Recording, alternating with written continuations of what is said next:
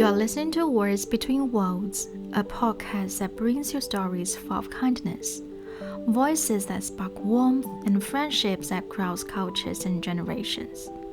Join us on this journey as we discover new words of meaning by sharing messages of hope that reach across continents. I'm your host, Li Qing.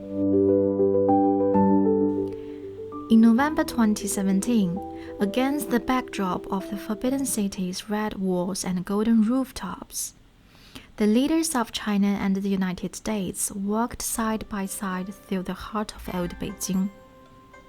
9 years later, Beijing's central axis once again became the stage for a closely watched movement in the bilateral relations. But this time, the story moved to the Temple of Heaven, a site where emperors of the Ming and Qing dynasties once prayed for harmony and good harvests, and a place long associated with connection, balance, and dialogue between humanity and the wider world. Ideas that continue to resonate in China-U.S. relations today. The Temple of Heaven has also appeared repeatedly throughout the more than 5 decades of exchange between China and the U.S. In 1975, U.S. President Gerald Ford toured the site during his trip. Former U.S. Secretary of State Dr. Henry Kissinger, who visited China more than 100 times over his lifetime, also made more than a dozen of visits to the Temple of Heaven. Perhaps that is part of what makes the symbolism so striking. Across decades of ups and downs in China-U.S. relations, the Temple of Heaven has quietly remained in the background, witnessing moments of engagement, uncertainty, rapprochement, and renewed dialogue between the world's 2 largest economies. On May 13th, Air Force One brought President Donald Trump and the U.S. delegation to Beijing, marking the start of his state visit to China from May 13th to 15th. It was the first face-to-face meeting between Chinese President Xi Jinping and Trump since their meeting in Busan, the Republic of Korea, last October. Anna Tangen, American commentator and senior researcher with the Center for International Governance Innovation, shares his view on the importance of the visit. This is the first state visit to China by a sitting U.S. president in 9 years, and it takes place after a period defined by tariff wars, technology restrictions in the Indo-Pacific, supply chain restructuring, and growing geopolitical fragmentation. Today, competition is increasingly viewed in strategic and systemic terms, especially in technology, finance, energy, security. At the same time, both sides understand the cost of uncontrolled confrontation. China remains deeply connected to global trade, manufacturing, and investment flows. The U.S. still depends on the stability of global supply chains and financial markets tied to the Chinese economy. Together, the 2 countries account for roughly 40% of global GDP, meaning instability between them immediately affects international markets, commodity prices, investment confidence, and the global growth expectation. The visit, therefore, carries 2 parallel meanings. First, it reflects continuing strategic rivalry. Second, it reflects mutual recognition that competition must still be managed. In that sense, the summit is less about reconciliation and more about establishing a framework for coexistence under conditions of long-term competition. Following a welcome ceremony outside the Great Hall of the People on the morning of May 14th, the Chinese and American presidents held talks and outlined a new vision of the bilateral ties as a constructive China-U.S. relationship of strategic stability. According to the Chinese Foreign Ministry readout, Xi described this vision as positive stability with cooperation as the mainstay, healthy stability with competition within proper limits, constant stability with manageable differences, and lasting stability with expectable peace. Their discussions covered exchange and cooperation in areas including economy and trade, health, agriculture, tourism, people-to-people exchange, and law enforcement. as well as the Taiwan question and major international and regional issues such as the Middle East, the Ukraine crisis, and the Korean Peninsula. Tangen explains why these issues dominated the talks. First is, of course, economic stabilization. Both governments understand that renewed tariff escalation or rapid financial decoupling would create serious economic consequences globally and for each of their countries. China is managing slower growth, property sector pressures, and shifting export conditions, while the United States faces concern over inflation, debt, manufacturing, competitiveness, and supply chain security. As a result, both sides have incentives to calm the economic tensions, even while maintaining strategic competition. The second major issue is Taiwan. This remains the most sensitive and potentially dangerous issue in the China-U.S. relations. Washington increasingly views Taiwan through the lens of Indo-Pacific security and semiconductor supply chains, while Beijing views it as a core sovereign issue connected to national legitimacy and territorial integrity. Any discussion regarding military signaling or arms sales or political engagement with Taiwan will be watched extremely closely.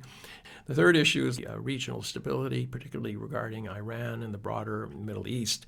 The United States is seeking greater Chinese involvement, encouraging restraint and reducing escalation. China, however, will likely support diplomatic dialogue and regional stability without positioning itself as an enforcement mechanism for U.S. policy.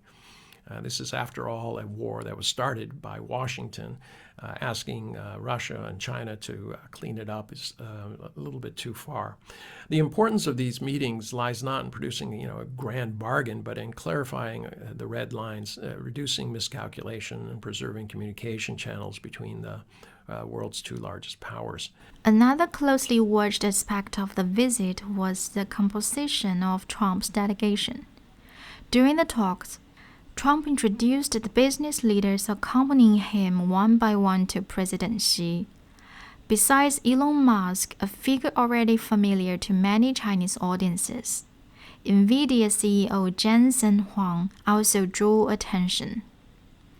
These high-profile corporate leaders serve as a reminder that economic interdependence between the two countries remains deeply embedded, highlighting the strong interest from the global business and the technology sectors in the future direction of China-U.S. relations.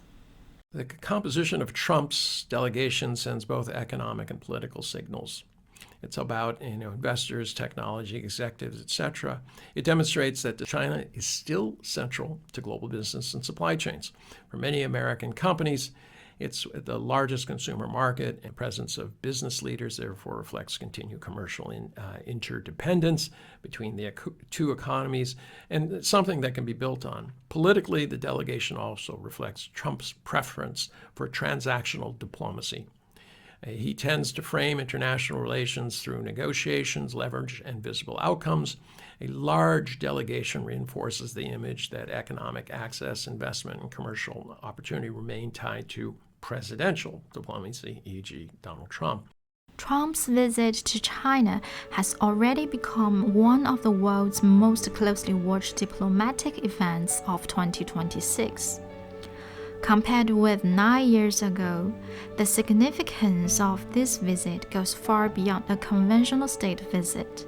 Instead, it reflects an attempt by the world's two largest economies to prevent further instability at a time when the global economic order and international security landscape are entering a new and uncertain phase.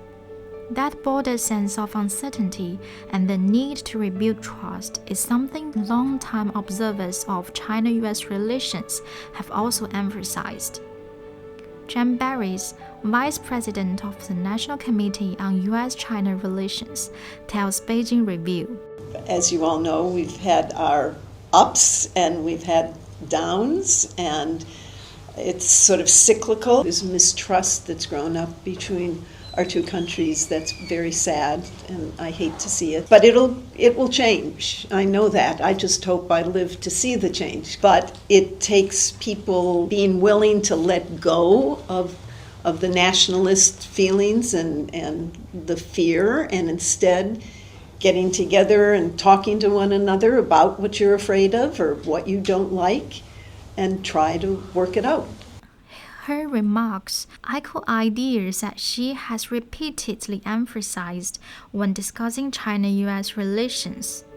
In a congratulatory letter to the Gala Dinner 2024 of the National Committee on U.S.-China Relations, he described the China-U.S. relationship as one of the most important bilateral relations, bearing on the well-being of the two peoples and the future of humanity. He also said that China has always handled its relations with the United States based on the principles of mutual respect, peaceful coexistence, and win-win cooperation, and believes that each country's success presents opportunities rather than threats to the other. For Tengen, that idea becomes even more important as the international system grows increasingly fragmented. The global order is becoming more fragmented with rising geopolitical rivalry, regional conflicts, economic nationalism, and growing competition over technology, energy, and industrial capacity. In this environment, the relationship between China and the U.S. becomes even more important because both countries remain central to the global economic strategic stability. Together, they continue to influence international trade, financial systems, energy markets, technology standards, climate policy, and global security calculations. Importantly, stabilizing U.S.-China relations does not require eliminating competition. The goal is to prevent uncontrolled confrontation. If the summit succeeds in improving communication, clarifying intentions, and reducing immediate escalation risk, it will contribute positively to the international stability even without major agreements. In the current global environment, preventing deterioration can, at this point, be considered an important achievement. The challenges between the two countries have not disappeared, and neither has the competition. But amid growing global uncertainty, what much of the world is watching for may not be dramatic breakthroughs, but something more fundamental. Whether the two powers can continue talking, continue managing differences, and continue preventing competition from slipping into uncontrolled conflict. And perhaps that, in itself, is why this visit matters. Thanks for joining us on this journey. If you enjoyed today's episode, don't forget to subscribe and share. Until next time, this has been Words Between Worlds, bringing voices together, one story at a time.